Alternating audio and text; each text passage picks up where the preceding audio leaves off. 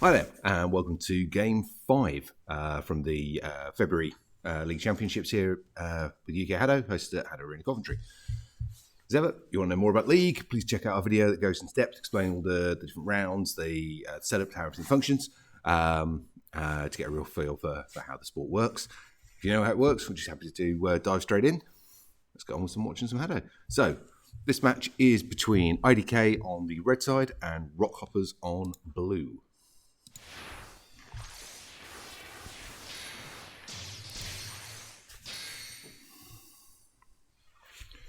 Okay.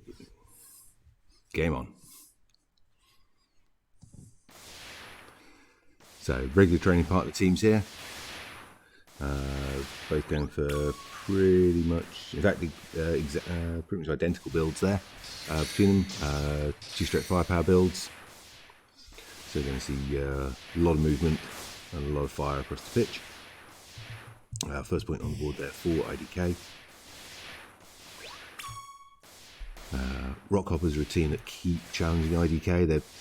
They have good days, they have bad days, as everyone does. But on a good day, they are right on IDK's heels. So it'll be interesting to see where they are today. Moan IDK with a commanding lead at the halfway mark, 5 points to nothing. Rockhoppers still to get a point on the board. Rockhoppers with the first score, 30 seconds remaining. IDK really pushing ahead on the lead here. Shields on the front line there to break things up. When you see them coming up on the IDK coming up on the centre line like that, if it's Paris, it means that they're behind on points and he's looking to distract people. If it's Milo and Kay, it means they're ahead on points and they're quite happy starting to relax and willing to start taking risks. That was a commanding opener there. 6 points scored there for Milo. Again, as ever, leading the way for his team. Only a single point on the board for Rockhoppers, though. Hopefully, we're going to see some stronger performances for Rockhoppers as we go forward from there. Bye. See your verdict. As impressive as ever. They're really good. You'll notice sort of Paris towards the start pushes that sort of front line, creates a little bit of a distraction, which I'm guessing helps Milo and Kalu sort of get their head in the game and start taking off those few key kills. Yeah, it's really good. Paris playing the front line as always. He's always the distraction. It makes you want to focus him, take him out, but the player getting the kills at the back of the wall is Milo and Kalu as well. Yeah, I mean, Rockhoppers have distanced themselves right to the back wall, give themselves as much evasion time as possible, but it's just not helping. I mean, they're in relatively fixed positions. There's a little bit of play off the back wall there, but they're staying pretty much in those same box positions, and that crossfire going in, especially onto the centre player there, who's probably out of the three of them moving the least. Yeah, he's just not moving a lot. It's just going to be easy points, and especially with a 10-point lead, how do you get back from that? Yeah, you don't. And so you can see when Milo and Kay start moving up towards the centre line like that, and Paris is hanging back. That's a definite point where they've, whereas a team they've relaxed, and are at that point of they're not too upset if they get hit. No, but with an 11-point lead, that's fair enough. You can afford to not to be upset about getting hit. Right, so getting prepped now for game 2. So game 2 is the scale 1 match.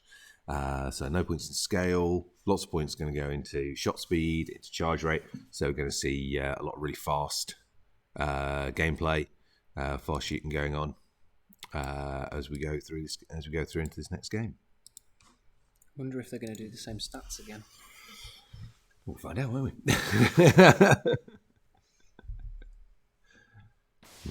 The 4-1-4-1.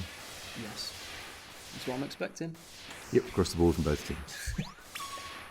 To be fair, it's a good mix. I think you could quite legitimately get a 5-1, 3-1. The 3-1, 5-1 builds don't seem to be as effective. You put more shots in the air, but they're slower. And the smaller size projectile, especially when fired with slower speed, makes it much easier to evade. So early points on the board again for IDK. There's nothing yet from Rockhoppers coming up from the halfway mark on the match. Would expect a score by now from Rockhoppers. They are not performing to their new normal level today at all. For IDK to take the match, that's where you probably put your money. But for Rockhoppers to be scoring this little is definitely out of character there, even against IDK. So yeah, absolutely controlling performance there from IDK. And for those of you who are paying attention, you'll have noticed that there's been a change out on the players there for Rockhoppers. It's due to a medical issue relating to one of the Rockhoppers players, and a member of the boss has stepped in at last minute to sub for them to keep them going within the tournament.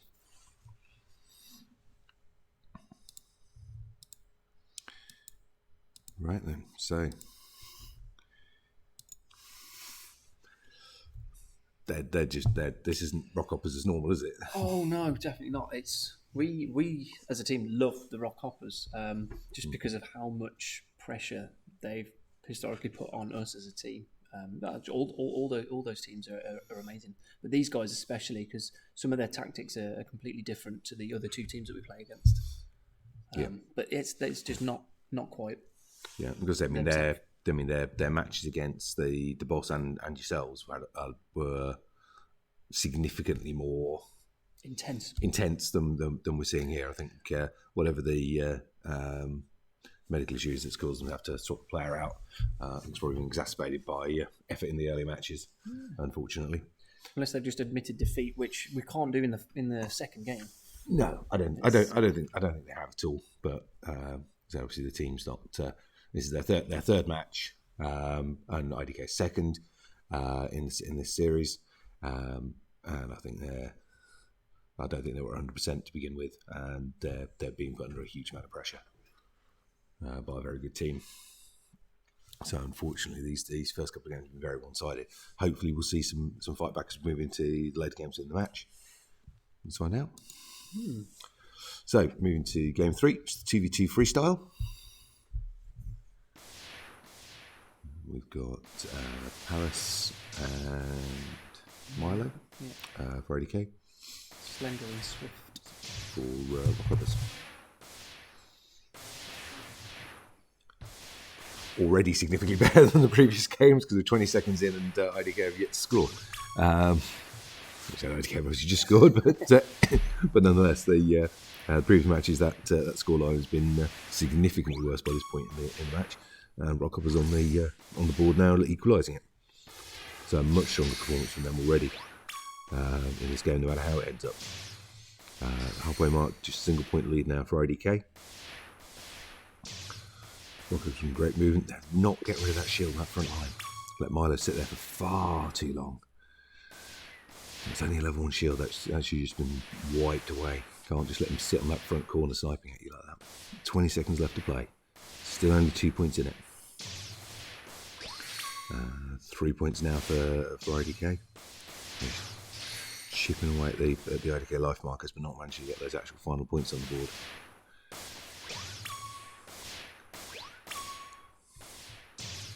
IDK just accelerating now, just in those last few seconds, taking that 6 points to 1. and as ever, there was so much fire going on to Paris. He didn't rack up a point. It was Milo, and even when he was sat on the front corner of the court, they ignored him and aimed at Paris. And it's Milo that's scoring all the points. Right. Gotta love Milo. I know you gotta love him. He just. I know it's Cave that's ended up with the nickname of Ghost, but it's Milo that just blends into the background. Everyone just seems to allow him to just sit there and score points. It's an amazing talent. Keep doing what you're doing. It's good. Yeah. We will find a way to break that pattern eventually, but it works, and why change what works? It's Yeah. really good until you put under pressure, and somebody can step up and put him under pressure. Yeah, I mean he's really good in his evasion. He's one of those players that he's not the only person in the league I've had a description given to where the opposing team just point blank state, they just don't bother firing at them because they can't hit them. Yeah.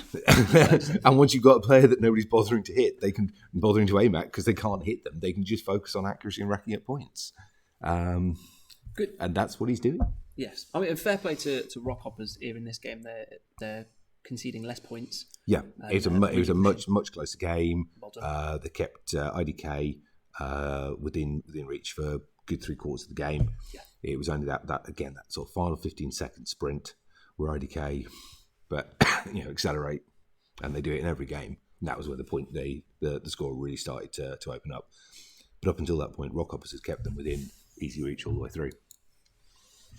So moving back to the 3v3, it's the Shields game.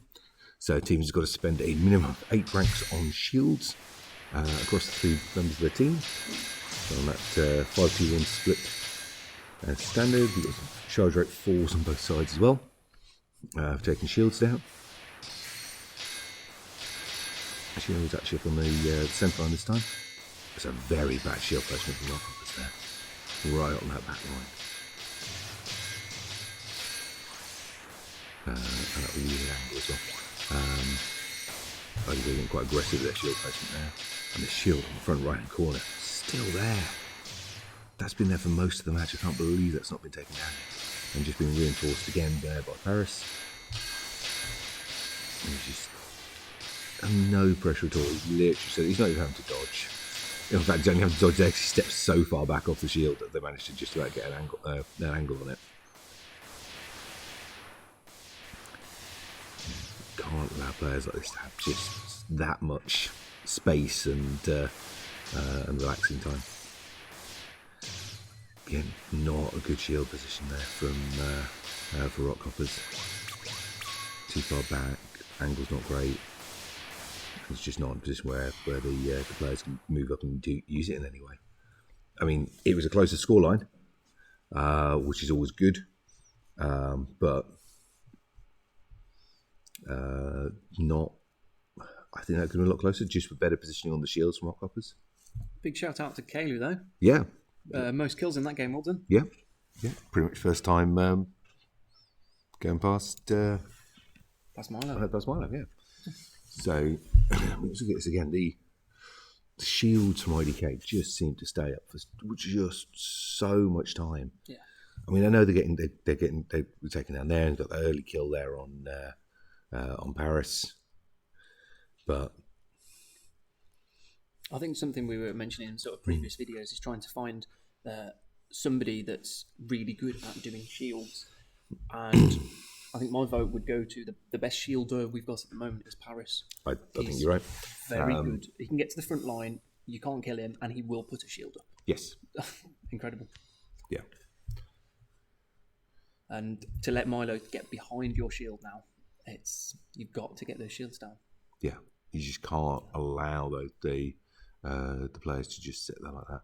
And you can just see, Paris is barely having to move. It's just not. There's no pressure coming his way at all.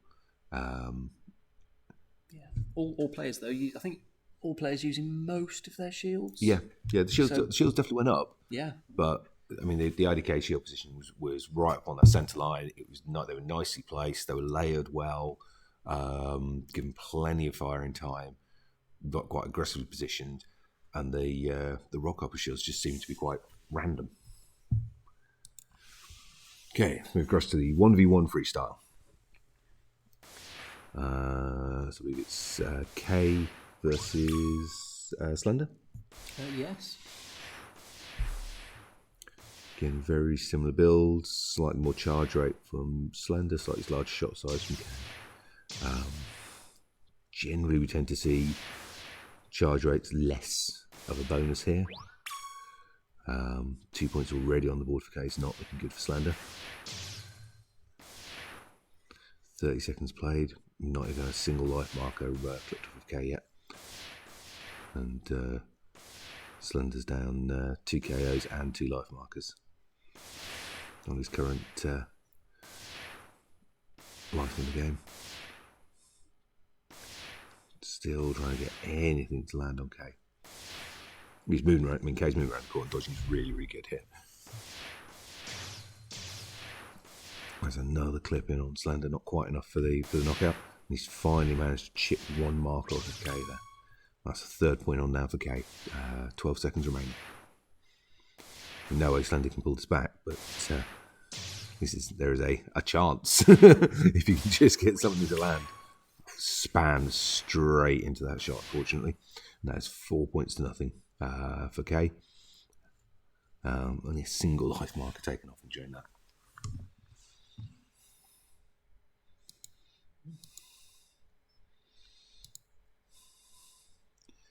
Yep. Just, well, unsurprising when you win like that, it says across the board on the stats. So again, fair play. I think I did my 1v1 against K. Mm-hmm. He won that game. He won this game. He's a hidden talent. It's very, very good. I think both shooting an equal amount of shots. Both moving a fair amount of distance. Good stats on both players. But I think that does come back to the question on stats though, because they shouldn't be shooting an equal amount of shots, because K's on charge 2 and Slender's on charge 3. Ah, yes. So, and that's where the error is here, that because you know your opponent's evading, the temptation to put more shots in the air to make it harder to evade is there. However, those shots are now smaller. So they're individually easier to evade. Yep, smaller or slower or different. It's trying to find happy ground, and I think both my 1v1 and this 1v1 with fairly similar stats. Are we going to see it again in a few more 1v1s? Yeah. Maybe there's a different meta in there in the future. Yeah. There's definitely the more confident players generally tend to go for the lower charge rates.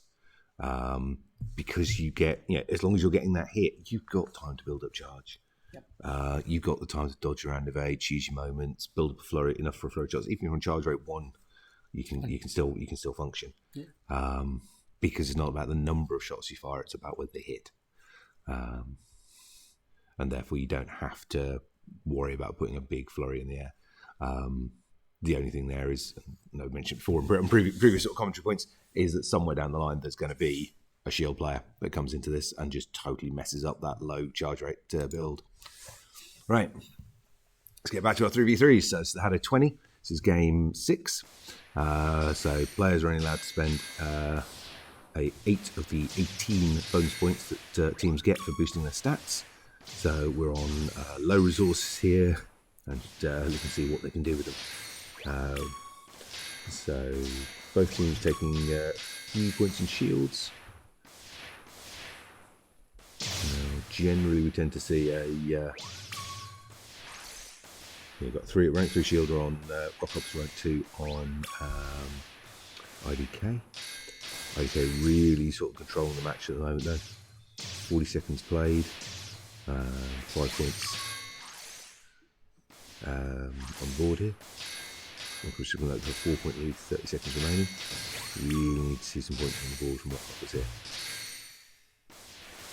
IDK right up on that front line, and again it's that point where you can tell they're relaxing. There's Paris and Milo up there, but they're not feeling pressured under threat here at all. There's very, very little fire coming back from Rock Ups at this point. 11-point lead here, going in for IDK. All 12 points being scored by Milo. I think pretty much we need to develop a meta that lets people actually land hits on Milo, because until you can stop him scoring points, that's.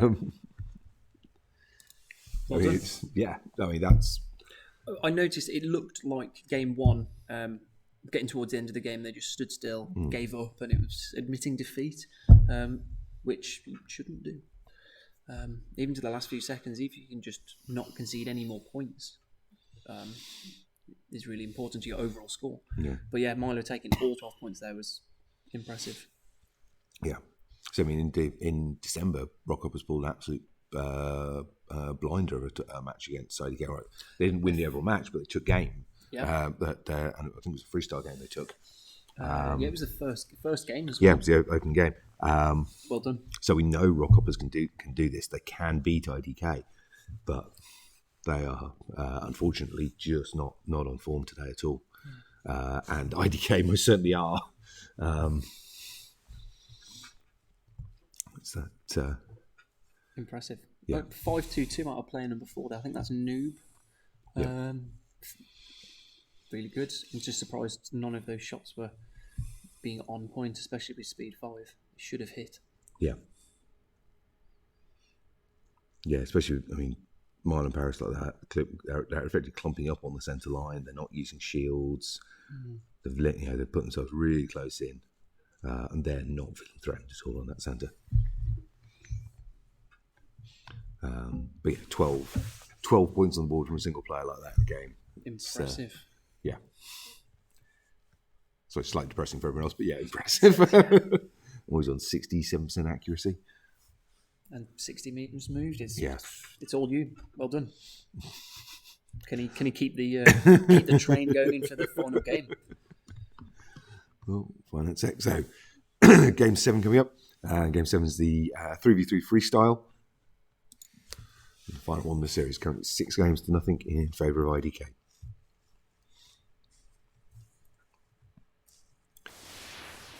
So let's see again whether we just get a repeat of Game 1. No, we haven't. IDK have stayed on their firepower builds. Slight shift from Rockhoppers to 2 assassins and 1 technician. But still playing very much on that back wall. Got to admit, I think I'd focus more on speed and shot size rather than upping charge rate. It's about landing hits, not about the number of shots in the air. We're on the halfway mark now. 3-point lead in it for IDK. They'll start to fight back a little bit. 30 seconds left, 3 points. They're actually staying kind of in distance, but IDK now, again, just starting to up the acceleration. Holding at 4 points at the moment there from Rockhoppers. Are we going to get that blast now from IDK in the last few seconds? 10 seconds remaining. Yeah, we are. 10-5 there. Probably actually one of Rockhoppers' better scorelines within the series, getting 5 points on the board there. But it has taken them through to Game 7 to start landing those hits in any sort of real quantity. Look at that with Milo right at the end of the game, getting 3 kills.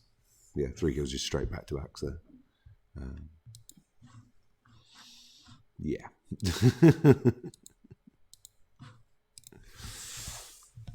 Fair play. Yeah. So, I mean, of the 7 games, probably actually Rockhoppers' best performance in the series. So none of them have been really a good representation of what Rockhoppers are capable of by any means. But we said, obviously, they've had swapping players out and things for sort of last minute medical reasons, and that's never a good thing for a team. There's things that are clearly wrong there from on the day, so it's not representative of their ability overall. But yeah, I think it's just they played in very boxed in positions through most of this series. There wasn't a great deal of movement. It picked up during the 2v2, definitely. Yeah. But at any point where they've had 3 players on the pitch, they've been really quite static and fixed in their positions. Let's just hope for the next tournament that they can get back to the form we'd expect to see from them. Yeah. Coming down to the final few seconds, he's on the front line, getting those few last kills. Yeah, got to get those points. And that last three kills just in the knockouts and within dying sort of seconds of it all. Yeah, Very well done. Right, folks. So that is game 5 of the series. So just one more game in the League One series to go. So obviously keep your eye out for that one. Make sure you subscribe so you get notification when it goes live. And we will see you soon.